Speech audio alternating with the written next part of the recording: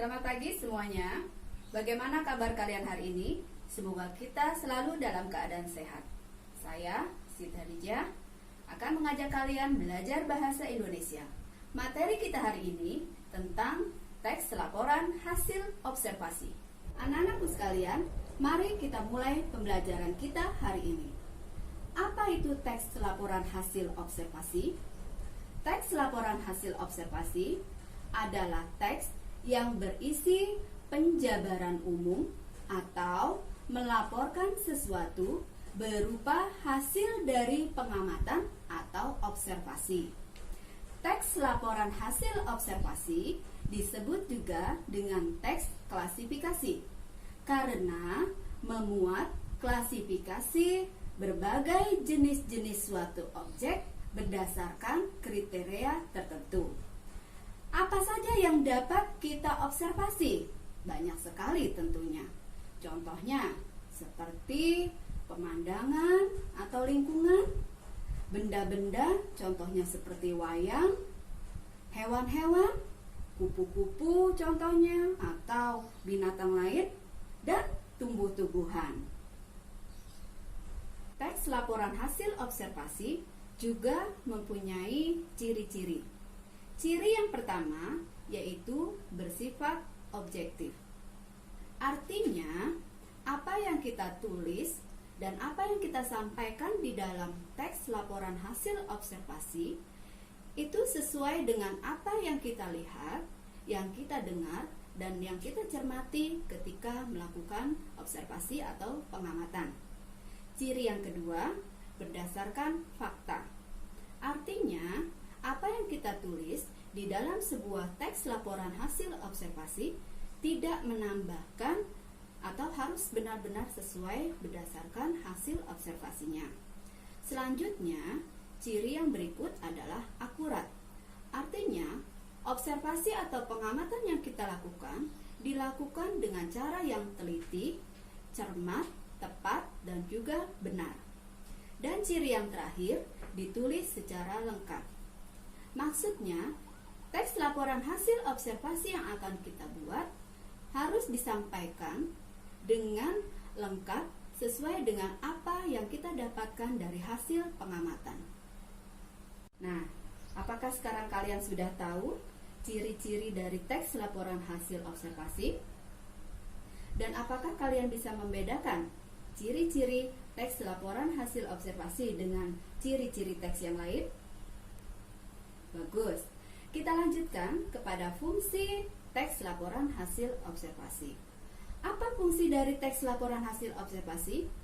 Yang pertama, teks laporan hasil observasi itu difungsikan untuk memberitahu atau menjelaskan tanggung jawab tugas dari kegiatan setelah kita melakukan pengamatan. Dan fungsi yang kedua, sebagai alat pendokumentasian suatu objek atau pengamatan yang telah kita lakukan. Jadi, teks laporan hasil observasi juga dapat kita dokumentasikan sebagai arsip bahwa kita telah melakukan suatu kegiatan observasi atau pengamatan. Nah, selanjutnya kita akan mempelajari tentang struktur teks laporan hasil observasi. Struktur yang pertama yaitu pernyataan umum. Pernyataan umum ini berisi hal-hal umum seperti definisi objek, klasifikasi, juga hal-hal yang lain sebagai pembuka. Dan lanjut kepada struktur yang kedua. Struktur yang kedua yaitu deskripsi bagian. Di dalam bagian struktur ini dijelaskan tentang objek juga beserta ciri-cirinya dan bagian-bagian lainnya. Dan struktur yang ketiga adalah deskripsi manfaat. Di dalam struktur deskripsi manfaat ini akan dijelaskan manfaat-manfaat apa saja dari objek yang kita amati. Selanjutnya, kita perhatikan contoh paragraf berikut. Wayang adalah seni pertunjukan yang telah ditetapkan sebagai warisan budaya asli Indonesia. UNESCO lembaga yang membawahi kebudayaan dari PBB, pada 7 November 2003 menetapkan wayang sebagai pertunjukan bayangan boneka tersohor dari Indonesia, sebuah warisan mahakarya dunia yang tidak ternilai dalam seni bertutur. Kalian perhatikan kalimat yang dengan tulisan yang ditebalkan. Kalimat tersebut merupakan kalimat definisi karena menjelaskan pengertian tentang objek yang diamati, yaitu wayang. Nah, di dalam paragraf ini hanya menjelaskan hal-hal umum dari objek yang diamati atau kita observasi. Nah, jadi paragraf tersebut termasuk ke dalam struktur teks laporan hasil observasi yang pertama, yaitu struktur pernyataan umum. Selanjutnya, coba kalian perhatikan paragraf yang kedua ini. Wayang kulit dilihat dari umur dan gaya pertunjukannya pun dibagi lagi menjadi bermacam jenis. Jenis yang paling terkenal diperkirakan memiliki umur paling tua adalah wayang purwa. Purwa berasal dari bahasa Jawa yang berarti awal. Wayang ini terbuat dari kulit kerbau yang ditatah dan diberi warna sesuai kaidah pulasan wayang pendalangan. Diberi tangkai dari bahan tanduk kerbau bule yang diolah sedemikian rupa. Nah, di dalam paragraf tersebut menjelaskan lebih detail tentang objek yang diamati. Ya, jadi objek yang kita amati tersebut atau wayang yang kita amati dijelaskan secara lebih detail. Jadi paragraf yang kedua ini termasuk ke dalam struktur deskripsi bagian. Baiklah, sekarang kita lanjut kepada contoh paragraf berikutnya. Semua jenis wayang di atas merupakan wujud ekspresi kebudayaan yang dapat dimanfaatkan dalam berbagai kehidupan, antara lain sebagai media pendidikan, media informasi, dan media hiburan. Wayang bermanfaat sebagai media pendidikan karena isinya banyak memberikan ajaran-ajaran kehidupan kepada manusia. Nah, di contoh paragraf ketiga ini menjelaskan manfaat dari objek yang diamati. Jadi, paragraf ketiga ini termasuk ke dalam bagian struktur deskripsi manfaat dari teks laporan hasil observasi. Nah, apakah kalian sudah dapat memahami struktur dari teks laporan hasil observasi? Baik, kita akan lanjut pada materi berikutnya. Apa saja unsur kebahasan teks laporan hasil observasi? Mari kita pelajari bersama. Unsur kebahasaan teks laporan hasil observasi yang pertama yaitu terdapat kata kerja dan kata benda, juga frase verba dan nominal. Langsung saja kita lihat pada contoh kalimat berikut. Wayang tersebut dimainkan dengan iringan gamelan dan tari-tarian. Kata wayang, yaitu kata yang berwarna biru, menunjukkan kata benda.